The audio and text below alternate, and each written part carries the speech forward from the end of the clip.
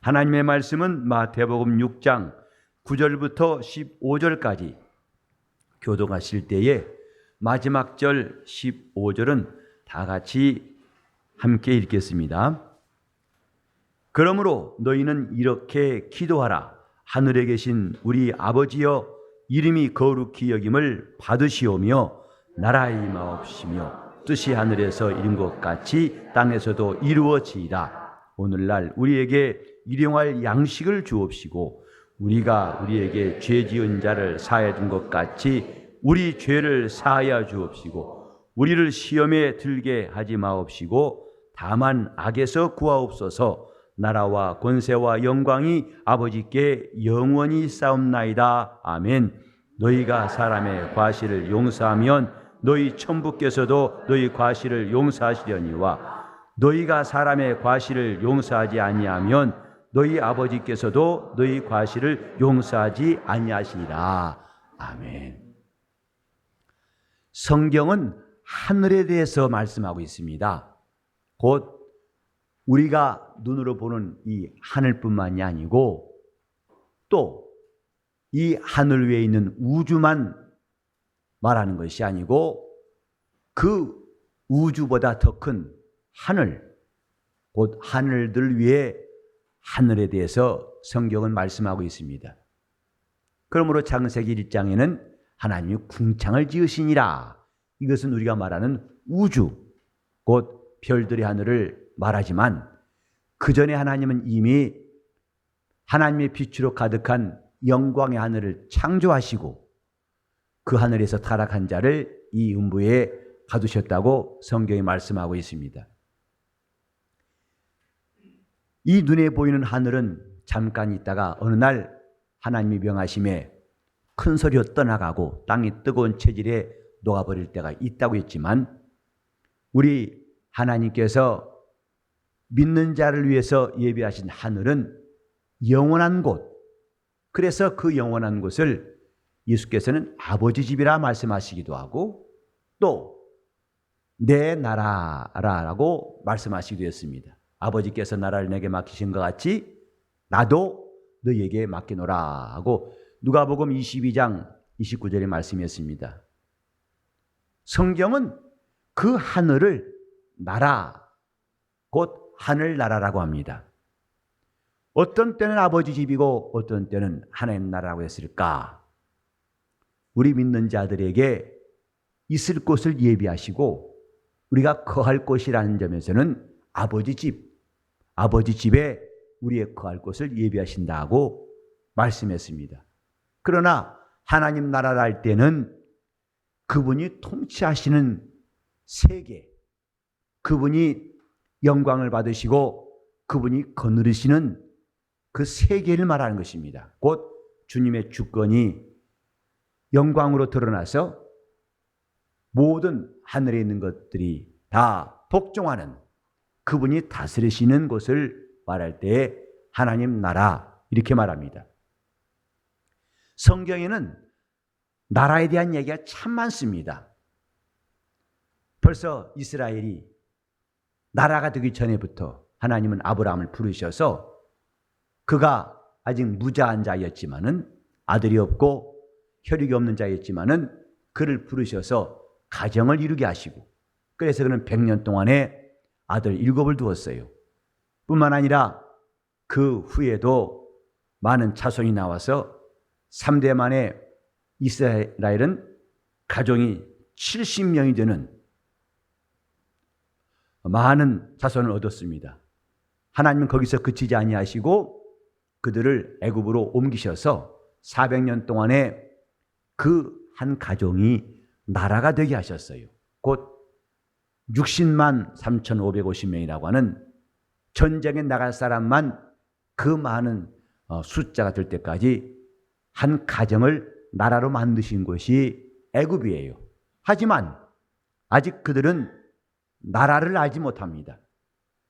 때가 참에 하나님께서 모세를 부르셔서 저 애굽 땅에 있는 내 백성을 끌어내라. 지금까지 바로의 백성이라고 알고 있던 히브리 사람들을 하나님은 내 백성을 삼겠다고 모세를 부르셔서 이스라엘을 끌어내시고 시내산에서 하나님은 그들에게 율법을 주셔서 그들이 비로소 하나님의 백성임을 드러내셨습니다. 너희는 나의 백성이 되고 나는 너희 하나님 될 것이다 하신 아브라함에게 하신 약속을 드디어 하나님께서 이루신 것입니다. 그러나 이스라엘은 하나님의 백성이 되고 하나님은 그들의 임금이 되었지만 그들은 나라가 없어요. 그래서 40년 동안 하나님의 광야를 이끄신 다음에 마침내 여호수아가 앞장서 가지고 가나안 땅 들어가서 31명의 왕들을 다 물리치고 그 나라를 눈에 보이는 나라를 세우셨습니다. 거기서 이스라엘은 주님이 오실 때까지 예루살렘에서 그분을 기다리다가 마침내 그분이 오시게 함으로써 이스라엘의 임무는 끝납니다. 곧 별 수 없는 갈대아 우르 지방에 우상을 만드는 한 사람을 뽑아내셔서 가정을 이루게 하시고 가문을 이루게 하시고 나라를 이루게 하시되 하나님이 임금이 되시고 당시에 가나안 땅에서 가장 강한 나라로 눈에 보이는 나라로 하나님이 그들을 만드셨어요. 이것은 장차 하나님 하실 큰 일에 대한 비유입니다. 하나님께서는 새 언약 아래 있는 우리들을 이 땅의 나라 관계없이 다 부르셨어요. 그래 복음은 모든 민족에게 전파된 것입니다. 가서 너희는 모든 족속으로 제자를 삼으라. 나 한국 사람만도 아니고 가나 사람만도 아니고 콜롬비아 사람만도 아니고 하나님은 이 땅의 나라 국적과 관계없이 각각 하나님의 사람들을 불러 모으셔서 주님은 그들의 임금이 되시고 그들을 자기 몸으로 세우신 것이 교회입니다. 그러나 아직 이곳은 우리 믿는 자들이 살 나라가 아니에요. 우리는 장차 주님이 오실 때 그의 나라에 들어가게 하실 것입니다. 그러므로 예수께서 말씀하신 것처럼 곧 너희로 내 나라에 있게 하겠다. 그래서 나와 더불어 보좌에 앉아서 이스라엘 12지파를 다스리게 하겠다 하고 하셨어요. 우리가 가야 할 저 하늘은 주 예수의 나라입니다. 골로새서 1장 13절에 보면 그 나라를 사랑의 아들의 나라라고 말씀하셨어요. 또 베드로후서 1장 11절에 보면 우리 주 예수 그리스도의 영원한 나라에 넉넉히 들어감을 얻게 할 것이다 하고 말씀했습니다. 하늘은 주 예수의 나라입니다. 그리고 우린 지금 이 땅에 잠시 있는 나라. 근데 이 땅의 나라치고 영원한 나라가 하나도 없어요. 로마 제국이 그렇게 컸지만은 강했지만은 천년도 안 돼서 망해버렸어요. 그리고 우리나라도 반만년의 역사가 있다고 하지만은 수많은 나라들이 섰다가 명하고 다음에 나라가 서고 해서 역사를 이어온 것이지 한 나라가 5천년 동안 된 것은 아닙니다.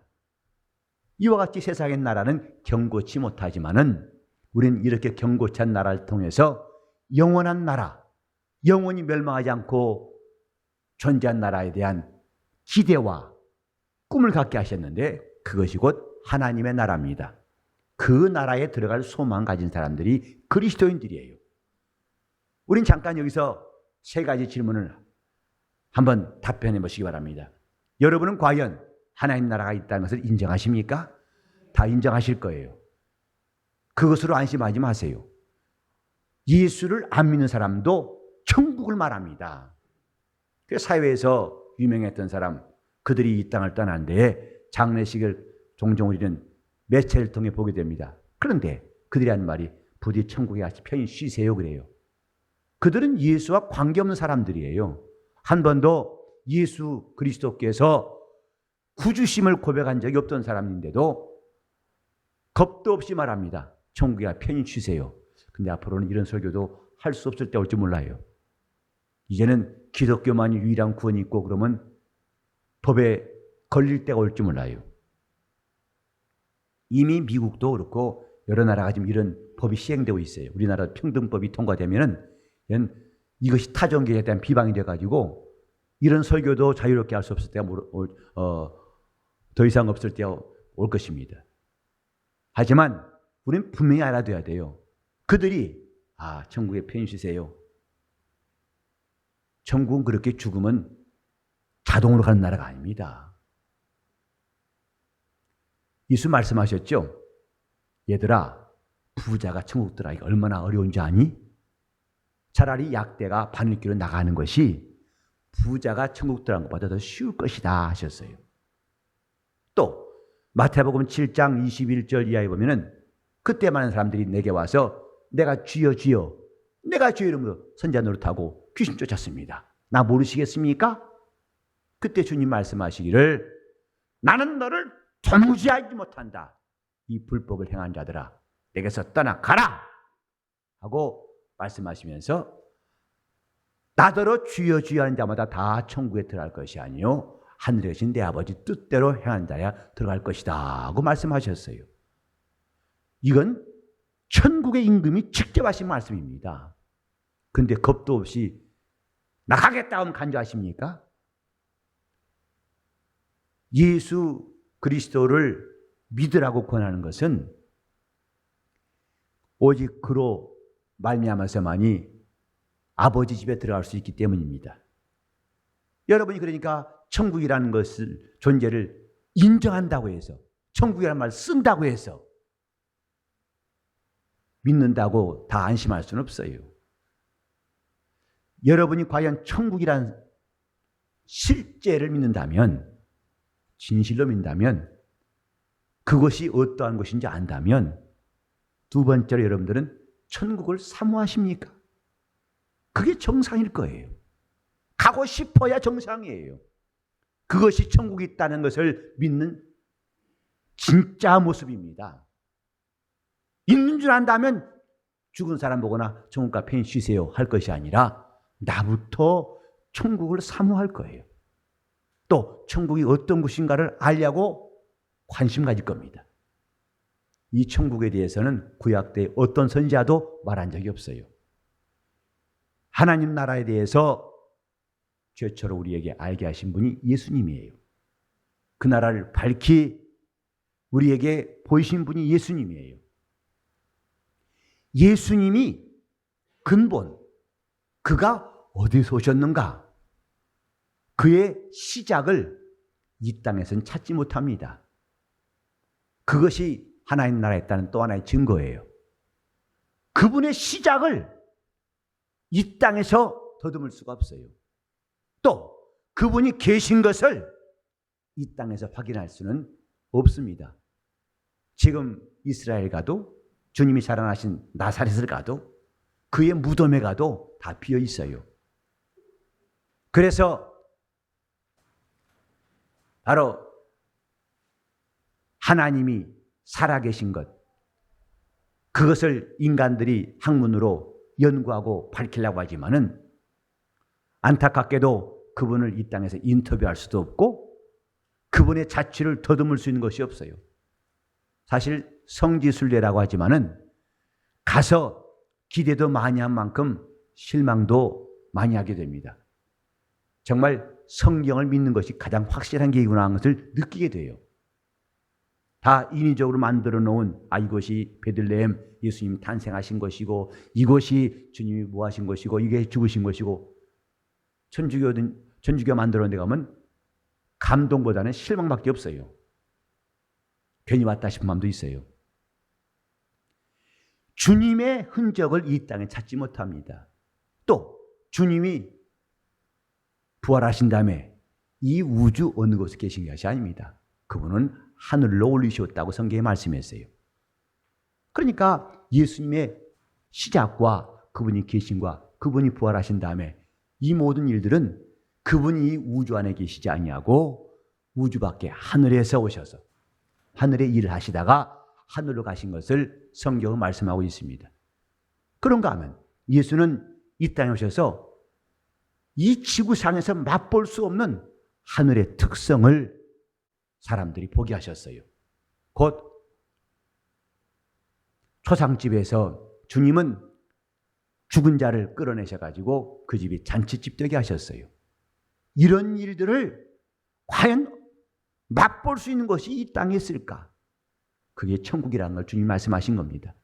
또 각색병자가 그 앞에 와서 병을 고침받고 자유를 얻은 다음에 기뻐 뛰는 모습을 통해서, 그리고 바다의 광풍이 몰아쳐가지고 이 배에 있는 사람들은 단 한 사람도 내일을 기약할 수 없는 절망 가운데 있던 그들에게 주님은 풍랑을 잠잠케 하시고 그들이 안전히 땅에 오르도록 하심으로써 어떤 풍파도, 이 땅에서 어떤 근심과 염려도 잠재우시고 우리를 평안케 하시는 분이 천국이신 예수라는 것을 알게 하신 것이고, 또 떡 5개와 고기 2마리밖에 없는 이 늘 쪼들리고 답답하고 아쉬운 현실에서 주님은 그들로 하여금 배불리 먹고 12방이 남도록 채우신 역사를 그것도 빈들에서 보이셨어요.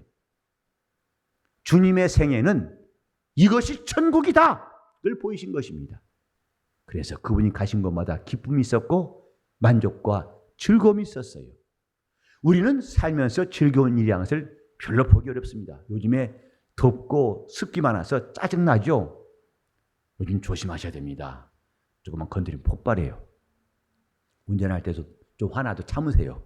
괜히 왜냐하면 이야 했다가는 몇 갑절돼 돌아올 수 있어요. 잔뜩 짜증나 있는 판인데 괜히 너 잘 만났다고 덤벼들면 참 난처해지죠. 세상은 이와 같아요. 지금 무더위와 똑같습니다. 무더위는 잠깐이다 끝나지만은 우리가 접하는 현실들은 이렇게 만족감이 없고 짜증이 나고 불평이 있고 또 불만이 있고 상대방에 대해서 끝없이 의심하고 부담을 갖는 일들이 쌓여 있습니다. 그런데 그렇게 살다가 예수를 믿고 은혜 받아 보면은 야, 천국이 어떤 것인가를 비로소 마치 가뭄 끝에 단비같이 느끼게 됩니다. 은혜 받고 보니까 자기 마음에 그렇게 무거웠던 짐이 온데간데가 없어요. 그처럼 짜증나고 도처에 미운 사람밖에 없었는데 은혜 받고 보니까 그렇게 기뻐요. 미운 사람이 안 보인다 이 말. 문제는 그게 오래 못 간다는 거예요. 은혜 받은 시간 잠깐이고 그러면 다시 또 그 마음이 굳어져 가지고 강팍하게 되는 것은 이 세상이 그렇게 은혜를 유지하기에는 어려운 것이라는 것을 말씀하는 겁니다. 우리는 하늘나라가 있다는 것을 인정할 뿐만 아니라 사모하는 사람이 되어야 합니다. 여러분이 좋은 직장 가고 싶지요? 좋은 학교 가고 싶어서 고생하지요? 저는 우리 중고등학생들 보면 참 불쌍해요. 저도 공부를 했던 시절이 있지만 지금 아이들처럼 잠 못 자고 힘들었던 것은 일찍이 없었던 것 같아요. 듣자니까 3당 4락이니 4당 5락이니 하루에 3시간 자야 붓고 4시간 자면 떨어지고 그거 어떻게 삽니까? 그것도 일주일도 힘든데 몇 년 동안 그 어려움이랑은 너무 좀 가혹한 것 같지 않습니까? 자, 그런 고생 왜 합니까? 가고 싶은 곳이 있기 때문에 그래요. 그 학교가 없다면, 그 직장 없다면, 취업 3수 4수 왜 합니까? 있기 때문에 그렇게 노력하는 거 아니겠어요? 천국이 있다면 우리는 그 천국을 사모할 겁니다. 가고 싶어야 정상이에요. 그래서 천국이 있습니까? 네. 그렇다면 그 사람의 네 했다면 가고 싶어야 정상이다 이 말입니다. 세 번째 질문하겠습니다. 여러분은 그 가고 싶은 천국을 어떻게 준비하고 있습니까? 과연 갈 준비는 하고 있는 겁니까? 아니면 가고 싶은 소원만 있고 그래서 벽에다가 저도 그때 해봤어요. 한 선배가 그럽니다. 네 가고 싶은 학교 배지를 구해가지고 그 배지를 책상에 딱 두고 늘 공부할 때마다 봐라 그러더라고요. 보면서 이를 악물고 주먹 쥐고 공부하라는 겁니다. 그 학교 내년에 꼭 들어가야지. 그래서 제가 대학 떨어져 재수할 때 한 선배가 와가지고 저한테 그 귀한 배지를 주고 왔어요. 내년에 이 배지를 달고 들어오라고. 그러니까 그걸 보고서 가야겠다는 열심만 하면 주먹 쥐면 뭐합니까? 공부를 해야지요. 사모하면 뭐합니까? 실제로 생활해야 되죠. 준비를 해야 되죠. 영적 생활은 준비하는 거예요. 천국에 갈 준비하는 겁니다. 요즘 우리 한국교회 천국에 가라는 설교를 별로 듣지 못합니다. 그만큼 천국을 사모한다는 사람이 별로 없다는 뜻이에요. 강단에서도 천국을 말하는 일이 별로 없어요. 그러니까 자꾸 사람들의 시선은 하늘이 아니라 내려와서 땅의 것만 찾고 있어요. 그러니까 좋은 차 타고 좋은 집 살면 그것이 신앙의 성공이라고 가르치는 사람이 많습니다. 그게 한국교회가 병든 첫 번째 원인이에요. 좋은 차가 천국을 대신할 수 없어요. 목회도 좋은 차 타면 성공한 거 아니에요. 좋은 집 있다고 해서 목회 성공한 거 아닙니다. 정신을 차려야 됩니다. 벌써 이 땅에 좋은 집 찾고 좋은 차를 찾는 만큼 천국의 소망은 없다는 뜻이에요. 반대로 하늘의 소망이 있으면은 우린 이 땅에서 남이 청빈하게 살라고 말하지 않아도 청빈하게 삽니다. 왜? 우리 마음은 그쪽에 이미 기울었기 때문이에요. 그쪽의 마음이 이미 기울었기 때문에 이 땅에서 잘 먹고 잘 사는 것은 그다지 관심이 없어요. 있으면 먹는 거고 없으면 안 거고. 우리 가운데 소망이, 저 하늘에 소망이 있다면 이제 우리는 그렇게 살려고 할 것입니다. 그게 영적 생활이에요. 천국은 아무나 죽으면 가는 곳 아닙니다. 주님이 분명히 말씀했어요. 아무나 들어갈 것이 아니요 그랬어요. 우리는 그 나라에 들어가기 위해서 준비한 삶. 그래서 오늘 주님이 가르치신 제목에 나라 임하옵시며 그 나라를 사모하라 하신 것입니다. 그 나라를 사모하고 그 나라 임하기를 간절히 구하고 우리는 그 나라에 들어가려고 하라는 것입니다. 다시 합시다. 나라 임하옵시며. 원래 나라 이란 말보다도 요즘 맞춤법에는 나라가 임하옵시며가 맞습니다.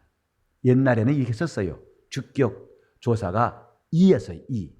은는 이가 아니라 대부분 다 이로 통했어요.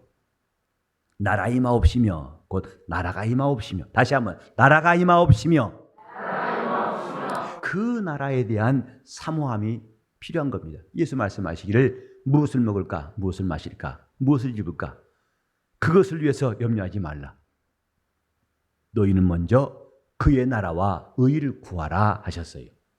그의 나라가 있음을 안다면 사모할 것이고 이제는 네가 구하라. 얻도록 구하라. 마태복음 11장 12절에 보면 예수께서 말씀하시기를 침례 요한이부터 천국은 침노를 당하나니 무릎 꿇이려 침노한 자는 빼앗느니라. 예수께서 침례 요한 이후라 말씀하신 게 뭐냐면 요한 이전에는 천국에 대한 계시가 없었어요. 최초로 천국을 말한 자는 요한입니다.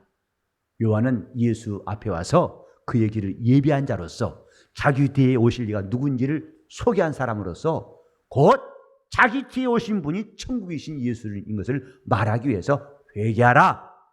천국이 가까웠다 하신 것입니다. 천국에 대해서 최초로 말한 요한. 그때 이후부터 천국은 침노를 당하나니 곧 그때부터 오픈했다 이 말이에요. 이제부터는 누구든지 그곳으로 들어가기를 갈 수 있도록 천국을 하나님은 공개하셨다. 그래서 이제는 누구든지 그 천국에 들어갈 길이 열렸다. 근데 보면요, 침노한다는 말씀이 매우 전투적인 말입니다. 침노한다.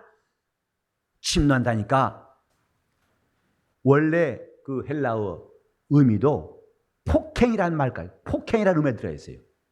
부딪히고 막 거칠게 행동하는 것을 그 단어가 내포하고 있어요. 천국은 침노를 당한다. 무릇 그리워 침노한 자는 빼앗느니라. 그러니까 침노하라, 빼앗는다. 매우 전투적이죠. 이 말씀을 오해해가지고 성령 충만한 건 싸나운 것이구나. 눈이 도끼는 뜨고 이를 갈면서 눈이 부리부리하고 그저 말도 아주 단방에 넘겨버릴 사람처럼 세게 강하게라고 여기기 쉽습니다. 그것은 우리 외적인 것보다도요 영적으로 그렇게 침노하라고 하는 것이 더 옳을 것입니다. 우리는 이번 주도 수련회 때 말씀을 들었습니다만 우리의 씨름은 혈과 육에 대한 것이 아니요 정사와 권세와 어둠의 세상 주관자들과 하늘에 있는 악의 영들에 관한 것이다. 영적인 싸움이다 그랬어요. 이것을 오해하니까 어떤 사람들은 저 조계사 가가지고 말뚝박고 왔어요. 그 사람은 지혜가 부족한 사람이에요. 우리는 저 불교인들 볼 때 적대감 가질 필요가 없어요. 저도 요새 어떤 스님 만나고 와요. 몇 번 만났어요. 그분은 도삽디다. 그러나 제가 할 때 경계하면서 저 사탄을 내가 아니에요. 저는 틈만 있으면 그 사람에게도 복음을 전할 길을 찾고 있어요. 그가 상당히 나름대로 자신만만한 사람, 자기 삶에 대한 자신 있는 사람이지만 한 가지 그 사람에게 영적 세계에 대해서 말할 기회를 찾고 있어요. 우리는 천국을 침노하라니까 그냥 눈을 부릅뜨고 서로 전투적으로 누가 나 건드리면 나 가다 엎어버릴 거야. 이런 말을 한 것이 아니고 예수님의 생애를 본다면 그분은 누구를 폭행하신 적이 없어요. 누구와 싸우신 적이 없어요.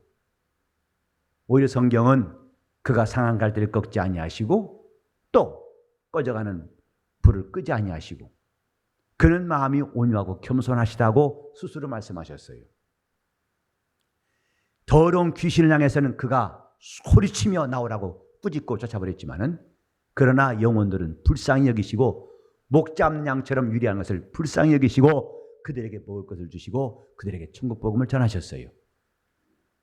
우리가 지금 천국을 침노하는 것은 그 방법은 오해하지 말아야 됩니다. 그게 뭐냐? 겸손과 순종이에요. 하나님이 우리를 천국에 들어가게 하시는 비결을 말씀해 주셨는데 겸손과 순종이다 이 말. 이는 예수께서 미리 보이신 본이에요. 그가 30년 동안 이 땅에 계시다가 마침내 아버지 뜻대로 순종하실 때에 그는 마음이 온유하고 겸손하신 분으로서 아버지 앞에 그는 죽기까지 순종하신 분이라고 말했습니다. 또 주님은 그런 주님의 뜻을 가르치실 때에 어린아이를 세우시고 말씀하셨어요. 누구든지 이 어린아이 같지 않고는 천국에 들어갈 수 없다 하셨어요. 이렇게 어린아이처럼 천국을 받들지 않은 자는 결단코 들어갈 수가 없다 하셨어요. 또 누구든지 자기가 큰 자라고 한 자는 하늘에서 지극히 작은 자요. 천국에서 가장 큰 자는 지극히 작은 사람이다. 그러니까 지극히 작은 자란 말은 어린아이란 말입니다. 우리가 기본적으로 상식적으로 알고 있는 방법, 전투하는 방법, 싸나운 방법 이것도 아니고 뜻밖의 주님이 우리에게 알게 하신 것은 정반대였어요. 마음이 오냐고 겸손하니 예수 그리스도는 아버지의 말씀 앞에 그는 항상 예하고 아니라함이 없으셨다. 그는 아멘이시요 충성된 증인이시라고 성경은 기록하고 있습니다. 우리가 지금 저 하늘에 들어갈 수 있는 방법 겸손과 순종이에요. 곧 주 안에서 곧 주 앞에서 어린 아이가 될 때에 겸손할 수 있고 순종할 수 있어요. 어린아이. 여러분이 아이를 키워보시면서 누구나 다 경험하죠. 아이들은 말을 잘 듣는 것이 보통이 정상이에요. 요즘은 좀 아닌 것 같아요. 요즘은 좀 수상해요. 그래서 어린아이 키울 때 아가 일로 오너라 그러면 네 이게 아이의 맛이에요. 나 함께 할래? 아 좋아라 갈게요. 그래서 예수께로 가면 나는 기뻐요. 나와 같은 아이 부르셨어요. 그 천진난만이란 말로 표현할 만큼 그들은 순수하고 잘 따라옵니다. 근데 요새는 조금 불안한 기색이 보여요. 그래서 어떤 애 보고 이와라더니 싫어 안 가 하고 하더라고요. 여기 갈래? 안 먹어 하더라고요. 그래서 걱정돼요. 너는 이미 어린아이가 아니구나. 나이는 연소하신데 이미 어린아이의 티를 벗었구나. 심지어 걱정돼요. 죄 크면 못 일어나나 싶어요. 물론 회개해서 주께 돌아오면 됩니다. 그러니까 어린아이라는 말에 대해서 우리는 나이가 적다는 뜻이 아니고 유치하다는 말이 아니고 주 안에서 어린아이라는 말은 주께 순종한 사람이라는 뜻이에요. 그 순종은 겸손할 때 순종할 수 있어요. 우리는 지금 천국에 대한 맹목적인 열심으로 그래서 남에게 강하게 말함으로써 남에게 상처를 주고 넘어뜨린 것도 잘못된 것이고 끝나고 천국에 무관심한 것도 이건 절대 위험한 일이고 주 안에서 어린아이, 진리 앞에서 어린아이가 되어서 우리가 주님 앞에 영적 생활하는 것이 꼭 필요합니다. 자, 성경에 이런 말씀이 있어요. 죄와 싸우되 피 흘리기까지 싸우라. 그 말씀도 매우 강한 말씀으로 들리시지요. 사실 알고 보면요. 겸손치 않아서 죄 짓는 겁니다. 자기 마음이 어느새 교만해서 죄 짓는 거예요. 다른 말로 하면은 어른이 되려고 하기 때문에 죄 짓는 것이다 이 말이에요. 주 안에서 어른이 되려고 하기 때문에 어느새 자기 마음에 교만함이 싹트고 죄 짓는 거예요. 부끄러운 이야기지만은 어른 되고 싶은 사람들의 으뜸은 목사입니다. 왜냐하면 목사는 나이도 좀 먹었고 또 교인들이 부지런히 목사님 하다 보니까 어느새 괜히 어른 본의 아니게 어른 될 수도 있어요. 하다 보니까 말을 안 들어요. 전에 어떤 총회에서 하는 감리교 교단 총회에서 하는 모임에 간 적이 있는데 그 진행자들의 말이 지금도 기억이 나요. 행사를 맡아가지고 회의도 준비하고 또 안내도 하고 하는 그런 평신도죠. 하는 말이 뭐냐면 목사님,